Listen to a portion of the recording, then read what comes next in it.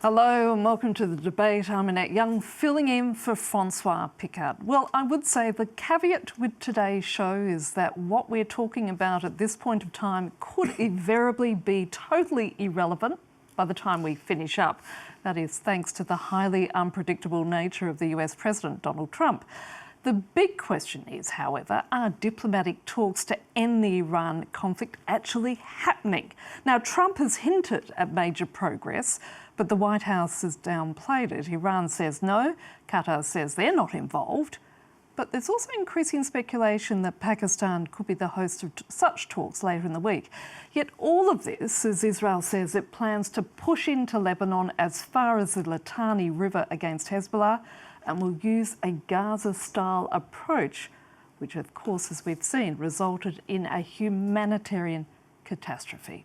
So where are we at? Are we witnessing a high-stakes poker game where someone has to blink first? Well, to discuss that with me is Payman Asmader, a senior consultant with Forward Global, covering the Middle East and Africa, Bertrand Besson-Senot, the former French ambassador to Qatar and Saudi Arabia. From London, Jasmine Al-Gamal, founder and CEO of Averroes Strategies and a former Pentagon advisor, and also from London, Nomi Bar-Yaakov, an international negotiator who's been working with the Geneva Centre for Security Policy. I want to thank all of you for giving us your time. But before we do start talking, let's just take a listen to what the Israeli Defence Minister had to say earlier.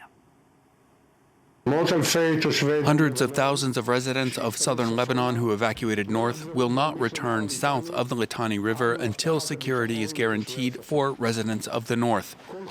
All 5 bridges over the Litani that Hezbollah used to transport terrorists and weapons have been blown up, and the IDF will control the remaining bridges and the security zone up to the Litani. The principle is clear. Where there is terror and missiles, there will be no homes and residents, and the IDF will be inside. Payman, against that backdrop, we've also heard the Israelis were equally surprised, as many others, that these back-channel talks have been are being held. But the Iranian parliamentary speaker, Mohammad Bakr Khalibaf, who's been touted as the point person for the Iranians, keeps saying they're not happening. So where do you think these talks are at? Are they actually indeed occurring? When you're looking at the Trump administration and when you're looking at the Islamic Republic, the safest bet is to assume that everyone is lying and go from there. I think invariably it is realistic that there's some kind of back-channel communication happening. I mean, when we look at where we're at in the war, we're now in week 4. The messaging that had come out of the Trump administration at the start of the conflict is that this was kind of going to be the end point. They weren't expecting kind of a military engagement to go beyond this point. And when you look at what's happening on the Islamic Republic side, I mean, the regime really puts on a brave face. They're trying to telegraph this message that we're winning, we're happy with the position we're in. But this is also a regime that has just lost its supreme leader, that has lost its top civilian political personnel, and is taking a lot of damage from this bombardment. I mean, thousands and thousands of munitions have been dropped by the United States and by Israel. So the exact state we're in with any talks, I mean, Witkoff and or Kushner are apparently in Pakistan. So Pakistan has said they're willing to host talks. Turkey has also set itself up to host talks. I think it's realistic to expect that some kind of communication is going to be happening. And the fact that the Trump administration is really pushing Ghalibaf as the person that they're talking to, it's a bit over the top, the way in the last 24 hours we've been seeing that messaging from Trump, from the White House. But on a certain level, if it is him, it does make sense because Ghalibaf has always positioned himself as, you know, the most pragmatic or the most kind of open to exchange or the most modernizing of this class of kind of IRGC generals that are now running the state. But at the same time, it's almost a little too obvious. And he would potentially be in a lot of danger if the rest of the system thought he was cutting some kind of deal with the Americans right now. So I'm not surprised that he's saying there are no talks happening. Is it a sign, though, of possibly division within the Iranians? I mean, the fact that you've got possibly one Iranian official who is indeed talking to the Americans and others? I think it's I think it's probably a bit facile to say that Ghalibaf is having kind of talks on his own without anyone else being clued in. I mean, obviously, you can see the regime is not as solid as it was a month ago. I mean, you see kind of in the messaging, in the kind of in the incoherencies that you see from the state, that clearly they have taken a hit. But for him to kind of be going off on his own right now, I don't think that's happening. And I think that would be too dangerous of a position for him to put himself in. Jasmine El Gamal in London. Yet this is all happening as the Israelis push ahead with their operation in southern Lebanon. Can you seriously negotiate peace with Iran while expanding war in Lebanon, where Iran's main proxy, Hezbollah, operates? Thank you, Annette. It's so good to see you again. And I love how you started the program just by saying anything we talk about today could be completely null and void by tomorrow. So I think that's a good way of setting expectations in an environment where information is so uncertain and so fluid, and we don't really, know what is being said in the media to posture versus what is actually happening behind the scenes.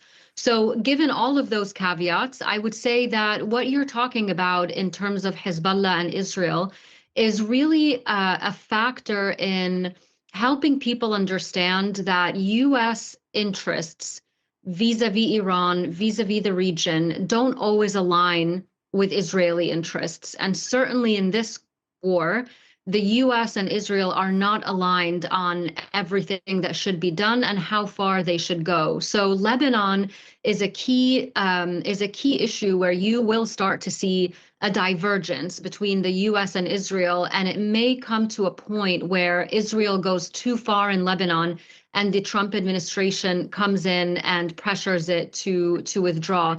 The U.S. administration, multiple U.S. administrations, really going back from when I worked at the Pentagon, they have always known that Lebanon is the destabilization of Lebanon is an extremely dangerous thing. It would set a really bad precedent. It would have huge spillover effects in the region, in terms of refugee flows and other effects. And also, you currently have a government in Lebanon that is an anti-Hezbollah government.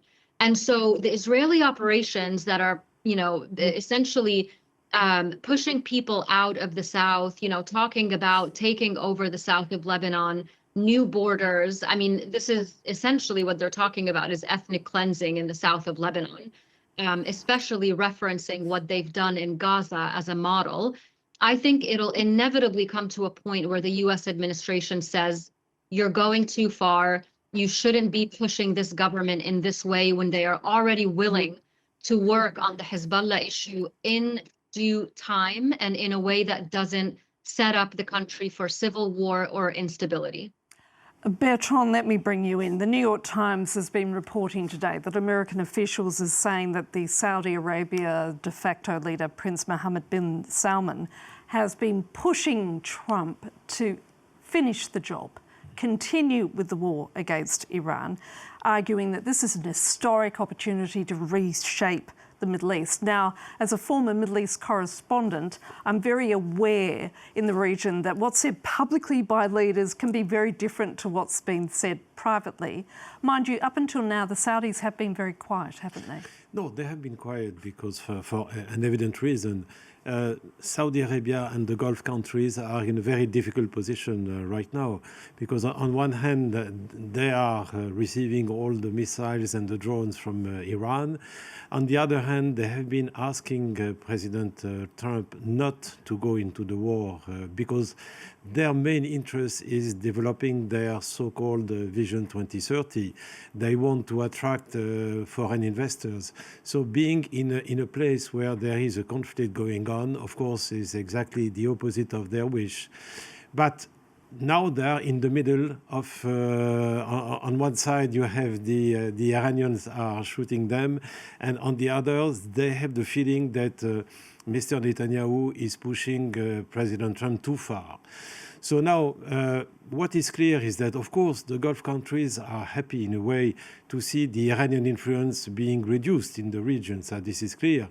They are also happy to see that the nuclear program is now stopped in a way, that the ballistic missiles are destroyed for a big part of them.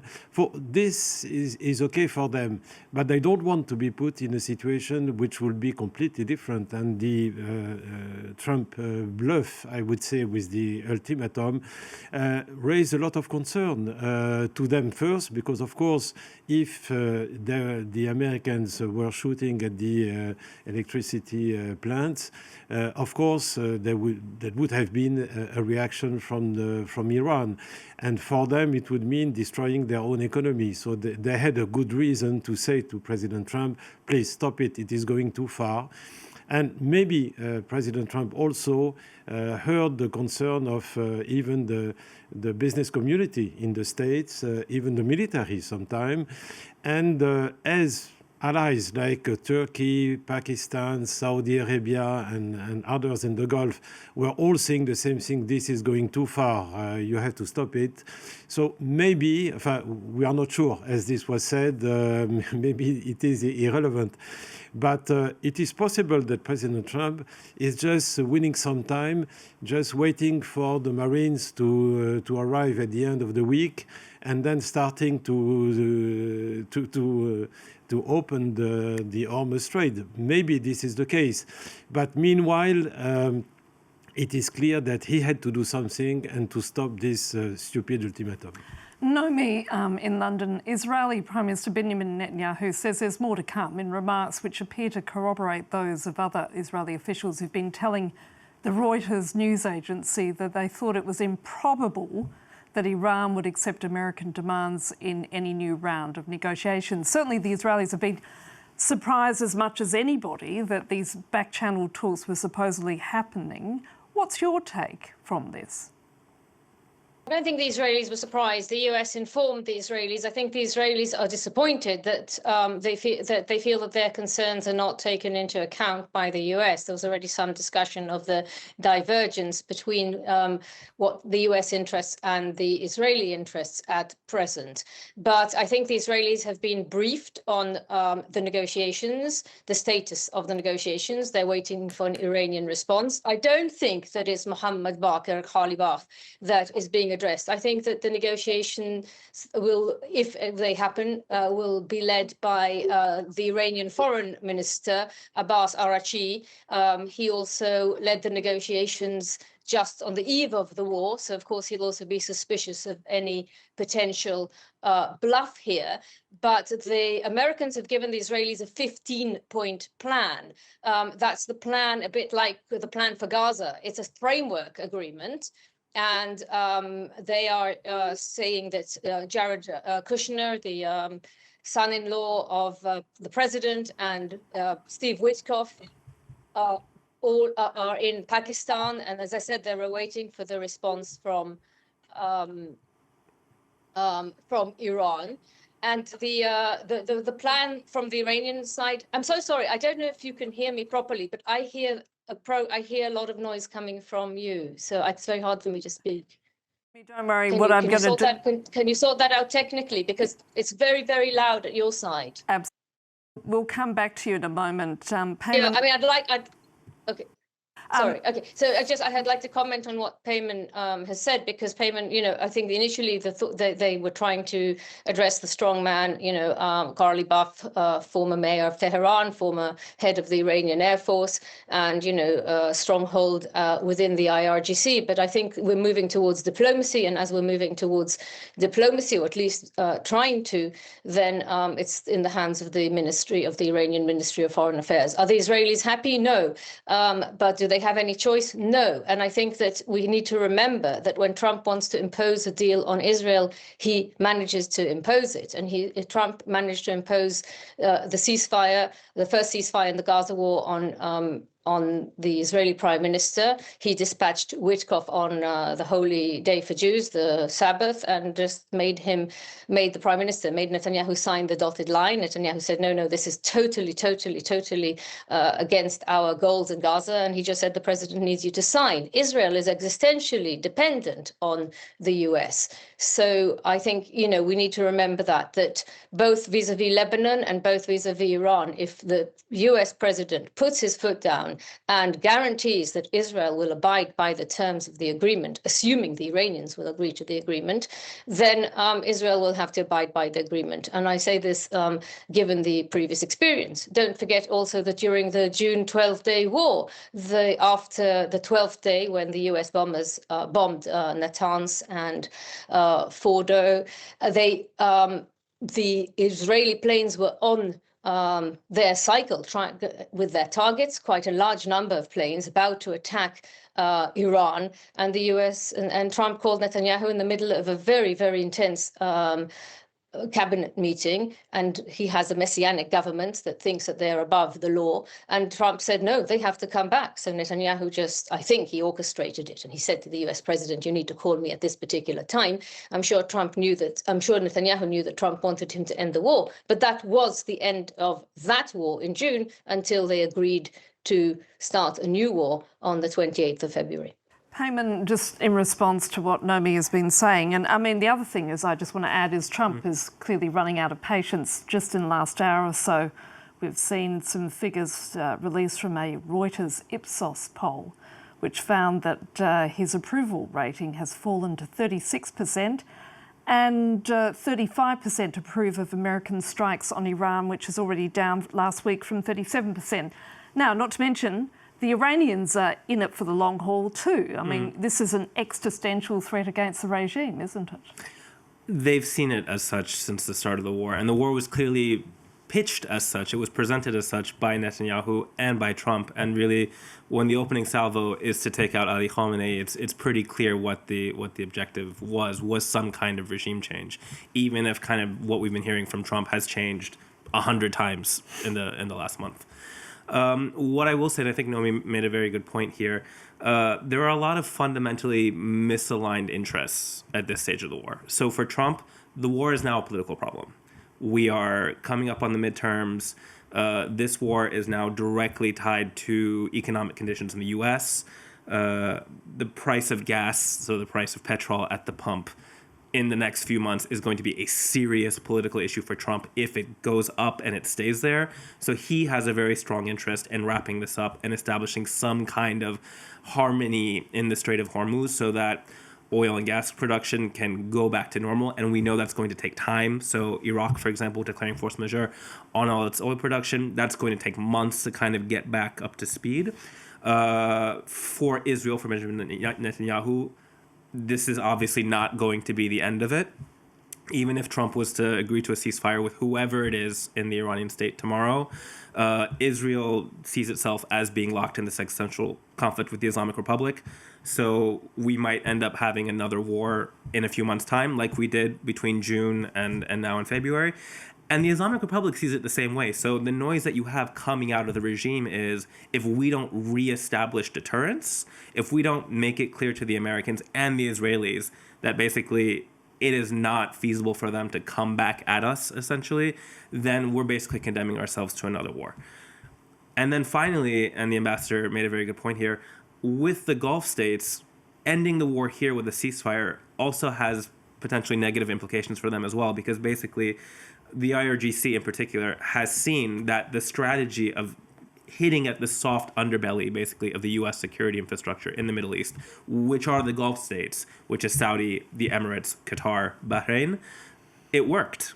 If the war ends here, kind of with the status quo, they will see that not only did they successfully pressure U.S. forces in the region, they basically established control over the Strait of Hormuz, which they did not have before. They showed that they can basically leverage that geographical choke point as deterrence.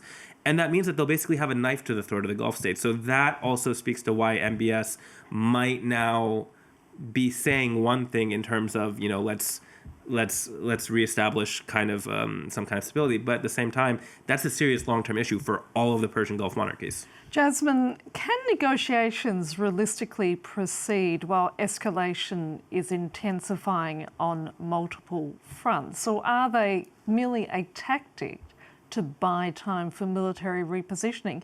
You know, the case being Washington telling Israel, go in and do as much as you can in the next 5 to 6 days.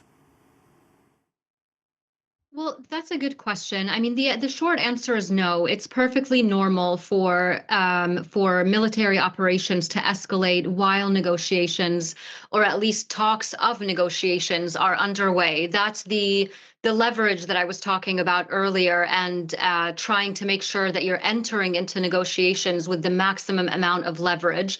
So usually military power is used as a tool in order to increase your leverage. So that's not uncommon. The big question, I have two sort of major questions that I'd like to point out for discussion. One is that there is always a chance that what is happening this week in terms of this 5-day new deadline was just a way for Trump to buy some time. I believe the ambassador might have brought this up in order for, first to calm the markets for the week and take some of that pressure off of him, and then also prepare for all of the upcoming military assets that are headed to the region to be fully in place, to start another round of either strikes or boots on the ground. We have to assume that that is a scenario that is on the table. So the second thing, which is related to that I wanted to raise, is how this war ends is going to be probably one of the most difficult things to negotiate, because what this war has done is that it has exposed weaknesses and awakened demands that hadn't really been at the forefront before. So for the US, it's exposed the limits of US hard power. The fact that the US has not been able to open up the Strait of Hormuz, the fact that it has not been able to eviscerate the regime entirely, it hasn't been able to protect Iranians and have them rise up into the street as Trump asked them to do. That all of that military power, it has only proven that the US cannot solve issues militarily. And if it starts wars that have no political or geopolitical objective, this is what we end up with. For the Iranians, it has exposed them to the fact that if they do not continue to tie their existence and security to that of the region, this can happen to them again. And so they will want to end this war with a guarantee that you all understand that if you try to do this to us again, the whole region will go up in flames again. So now our security is tied to that of the region. And of course, for the Gulf, it has punched a big hole in their assumption that if they maintain calm diplomatic relations with the Iranians and act as security partners to the US, that would be enough to secure or underwrite basically their existence as a safe and secure place to live, work, and invest. And of course, for Israel, it's going to want reassurance from the Americans, or at least it will tell them that if this war does not end with Netanyahu's objective of getting rid of the infrastructure entirely of the Iranian regime, that he will be back to do this again, and that he will continue to go after Hezbollah in Lebanon. So unless all of these issues are addressed in the way that the war ends and the guarantees that are put on the table, it's going to be a very tough negotiation to wrap up. Nomi, as a professional negotiator, you know the importance of back-channel discussions, and certainly in line of what Jasmine has just been saying. What, in your opinion, would be the optimal outcome for both sides, given the complexity of this conflict and so many vested interests? Well, I agree with Jasmine, and I think that it is an incredibly complex negotiation. And I just want to reiterate that given that Trump had already cheated the Iranians twice, and in the midst of negotiations, once in June and once at the end of February, launched a war, an attack, but an attack that is really catastrophic, trust is very, very low. And one of the key issues would be to restore trust. It's not going to be a fast negotiation. And the way to restore trust is not by making public statements like Trump is making and leaking selective bits of the drafts of what is negotiated, because that can embarrass the other side, and therefore the other side will have to just, they'll just have to say no. So the best way for back channel negotiations to succeed is to keep them under the radar, not to leak anything, not to even mention where negotiations are taking place or if they're taking place, and to make progress to the extent that you can more or less dot all the I's and cross all the T's. But what they're trying to do here, the US has sent the Iranians a 15-point draft. They're trying to get a framework. Again, I reiterate, it's like the framework, it's the same concept as the framework agreement that they had for Gaza. They'd like to reach the points of principles. What is going to happen with the nuclear sites? What is going to happen with the 60% enriched uranium, of which there's 450 kilos? What is the extent to which the International Atomic Energy is going to be able to monitor everything, basically everything nuclear? And then there's the ballistic program, whether it will be postponed by 5 years at least, and no snapback. I think those are the main American concerns. And for Iran, the two concerns are, one is they would like a lifting of all the sanctions, and two, they would like the regime, a guarantee that the regime won't be toppled, and three, they would like to ensure that this isn't going to happen again. And then the question really is, what kind of guarantees are going to be in place? So it's a tough negotiation, but it's not impossible. But we do have a deadline. I don't think it is possible to reach such an agreement in 4 days from now, 5 days from when the president announced the 5-day ultimatum. Ultimatums don't really work. It is his style, but it's not the way to negotiate a diplomatic complex agreement. It's not a who is going to make more money. It is what kind of compromise can be reached so that the whole region and the whole world, quite frankly, will be safe and secure. So I don't know, there was some nonsense of talk about US joint Iranian control over the Hormuz. There is no way that Iran will agree to anything like that, and I think it's off the table now. But again, I think keeping it under the radar and allowing the negotiators to really delve into the nitty-gritty areas with a view that stability is the outcome. Stability also means prosperity, not only for the warring parties, but the Gulf that really have suffered, the Gulf countries, far beyond, I think, what anyone envisaged. I mean, the Iranians did warn that they will attack their energy infrastructure, but Iran has been attacking civilian infrastructure and civilian people. So the degree to which the attacks, the nature and scope of the attacks, I'm not so sure was that predictable. So a tough negotiation. We need to build confidence, build trust, and we need time, and we need to do it under the radar, very, very quietly. Bertrand, there is more than a smattering of amateurism about all this, especially when you've got people talking publicly in a way that, as Naomi pointed out, they shouldn't be. But what are your thoughts about what exactly these back-channel talks could indeed achieve? The problem, the problem is that there is no trust between the two parties. And the second thing is that the position of both sides are very far apart. So it means that, of course, you won't have, as this has been clearly said, it will be a very difficult negotiation. And of course, it will take a long time if there is this negotiation, because we are not completely sure that this will happen. But at the end of the day, clearly, President Trump needs to stop this at some point for political reason. So, of course, there will be some indirect talks in order to try to find a solution. President Trump wants simply to say at the end of the day that he did much better than the JCPOA. That means nowadays the nuclear program is down.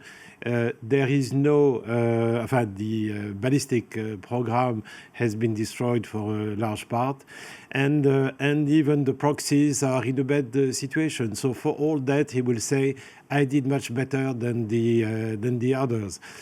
He will try to present it as a victory.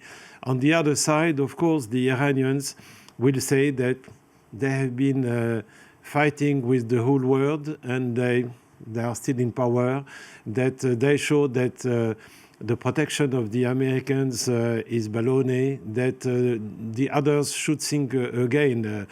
And it is true that for the Gulf state, they will have to think about the future, because of course this fight has shown that there is no more any unconditional support from on the American side. That they have been struck in a very difficult situation, and also they know that Iran will be their neighbor for eternity. It is not the same thing for the US. So they have an interest in trying to find whoever is in power in Tehran to find some kind of modus vivendi, because otherwise it is their own situation that would be in trouble. And at the end, I have the feeling that China will be the winner of all that, because of course China is already the first economic partner of the Gulf countries, and of course he's showing itself as a country in favor of peace, of discussion, of multilateralism, and so on, contrarily to the Trump administration. And of course, don't forget that most of the oil from the Gulf is going to Asia, is going to China or to other countries, is not going anymore to the West. So all this will play in the mind of the Gulf state, that they have to play, certainly after what happened, a different game. Jasmine, I just want to bring you in. Let's talk about the emerging role of the Pakistanis. Why are they positioning themselves as part of a peacemaking process when they don't even have official relations with Israel? Well, I mean, there are a few different reasons. I mean, one is that from their perspective, you can imagine them thinking that it would be very useful for them to curry favor with this American president. They have already been sort of deferential to him, saying that he helped avert a war between them and India, saying that they would nominate him for a Nobel Peace Prize. And so, much in the way that we've seen European countries try to curry favor with the American president, thinking that would get him on their side. That's probably what the Pakistanis are trying to do. They've also been in touch with, they have relationships with the region. They have a defense pact with Saudi Arabia. They've been involved in conversations with regional allies. So even though they don't have a relationship with Israel, really the two main parties, as Nomi said earlier, the US could stop this war at least temporarily if they want to. So talking to the US and Israel, Pakistan makes sense, at least as a convener. So it doesn't surprise me, really. It may not have been my instinctive choice for a mediator, but it does make sense. In the meantime, where does this leave the protest movement in Iran? That's really the one thing we haven't talked about tonight, and I was hoping we'd be getting to it. When we're talking about the Islamic Republic, when we're talking about the calculus, when we're talking about kind of where they see the security of the regime long term, I think it's important to remember and not to forget that this is a regime that is extremely unpopular and at this point illegitimate at home. So a regime that had to massacre tens of thousands of protesters 2 months ago, just over 2 months ago, is a regime that fundamentally sees itself, regardless of how this current round of fighting ends, at mortal risk, both internally and externally. So when we're talking about kind of where this war might end, the Iranians, and when I say the Iranians, I mean the regime, they're talking about sanctions relief. They're talking about reparations. They're talking about an expectation that the Persian Gulf states that they've been bombing are going to fund, reconstruction. It's not realistic. Obviously, these are pie in the sky demands, but it speaks to the knowledge that they have that if they cannot deliver concrete economic relief to the public, they are condemned to basically see more rounds of protests, larger rounds of protests. And the one thing that I would urge kind of viewers to remember is that the Islamic Republic has been facing down this internal opposition movement for almost a decade at this point already. So you've had successive rounds of protests that are spaced just a couple years apart, and they've been getting closer and closer together and larger. So they had already basically, even after the January massacre, you'd already had protests restart in February just before the fighting. And there's every reason to suspect that once the fighting ends, so once the bombing starts, now you have a regime whose police forces have been targeted, whose security forces have been targeted by drone strikes. They've lost munitions. They've lost equipment. Military bases have been hit. They don't have all of the infrastructure of repression that they had a month ago. You have a public that is going to be even angrier and in even more dire economic straits. And the regime knows this as well. So I think what we need to be careful of is we talk about the protest movement as if, oh, they failed. Oh, once again, the people rose up and it didn't happen. I think we need to look at the continuity. I think we need to look at the context on the ground that gives rise to the opposition movement. And I think we need to look at the fact that regardless of what happens with this war, regardless of what happens with these talks, you have the vast majority of the Iranian people who do not want this regime anymore. And at this point, who have shed a lot of blood in fighting it, and they're not going to stop just because the Islamic Republic can spin whatever ceasefire comes out of this as a victory. And in wires that have just come in the last 30 minutes or so, Donald Trump says Iran has given the Americans a very big present relating to oil and gas. Naomi, what do you think that means?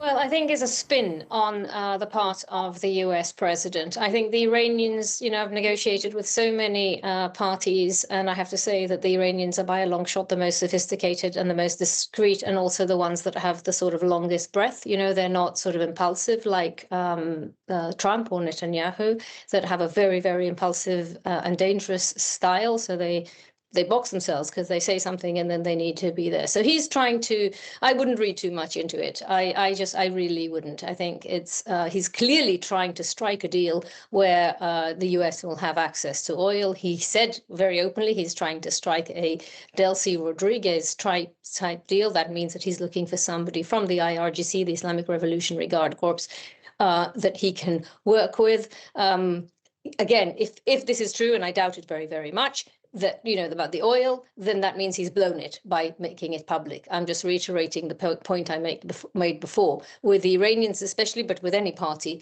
When you're negotiating and you're in very sensitive negotiations, you don't divulge any details if you want them to succeed. So my guess is that he's speaking to his own audience, to the markets, and to the MAGAs, and trying to make rounds. I wouldn't read too much into it personally.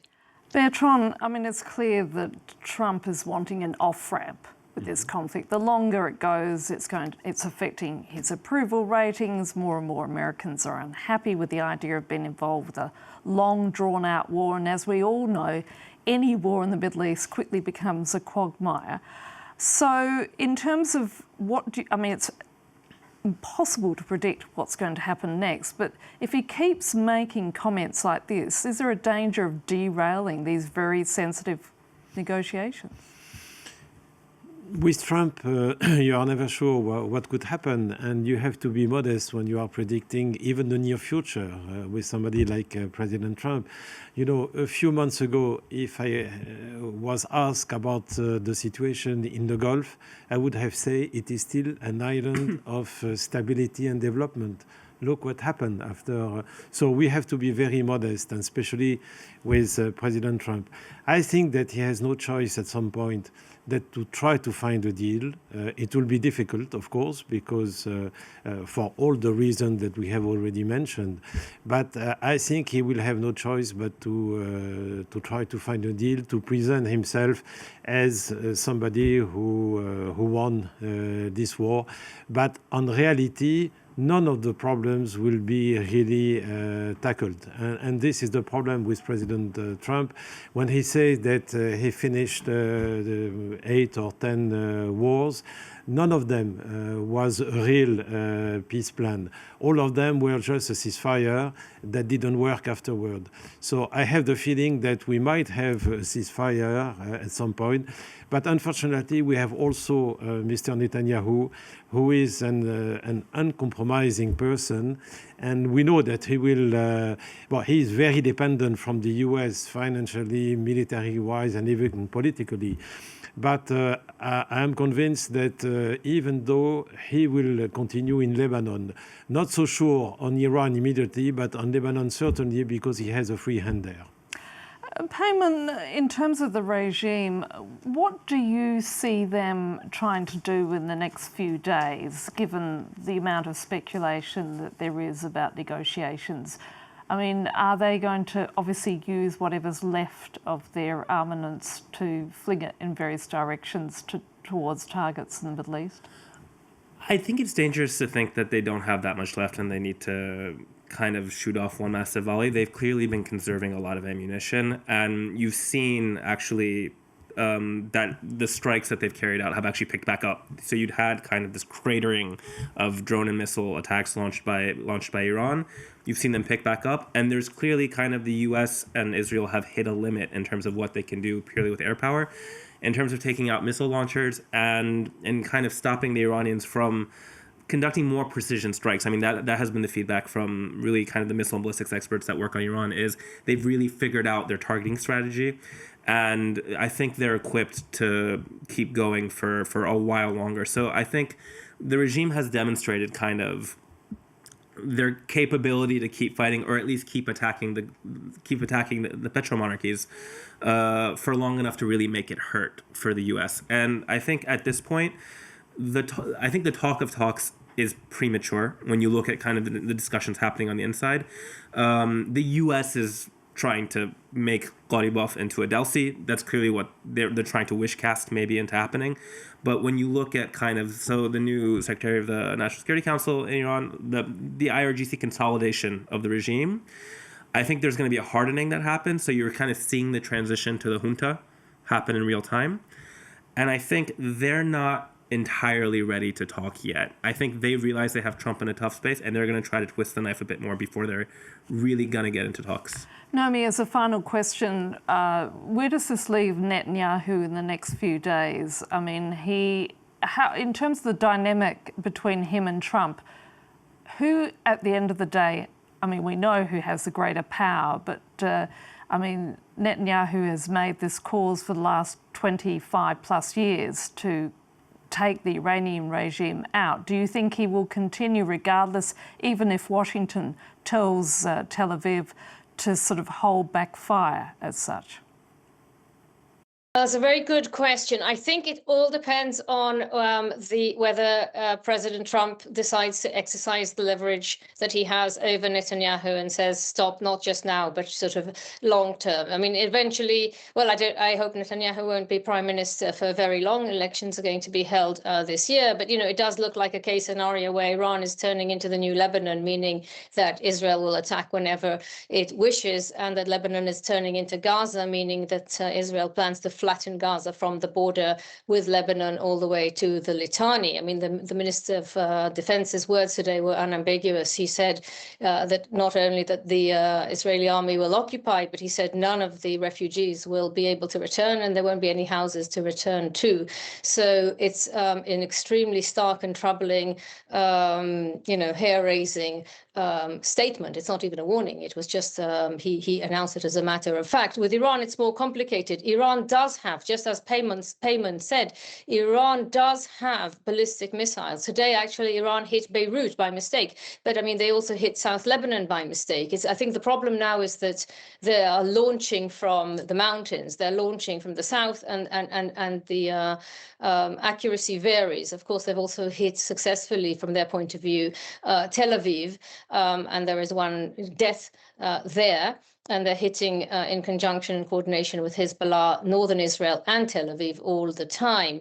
But I think that Netanyahu will not be able to continue in Iran, certainly not in the same way that they are coordinating the attacks now. And I suspect that when the war will end, when the US will conclude an agreement, Israel will be bound to agree to that agreement. And in fact, as we're convening now, Netanyahu is convening his security cabinet to discuss this 15-point peace plan that was put forward by President Trump, and they're not happy with it, but they will have no choice. In the same way that they had no choice but to end the Gaza war. I mean, very, very late in the day, because it went through, far too long. But when Trump said enough is enough, they did stop. Yes. Sorry, yes. We're going to have to leave it there. I'm terribly sorry. We're going to have to wrap our discussion now. I want to thank all of our guests. That's it for the France 24 debate.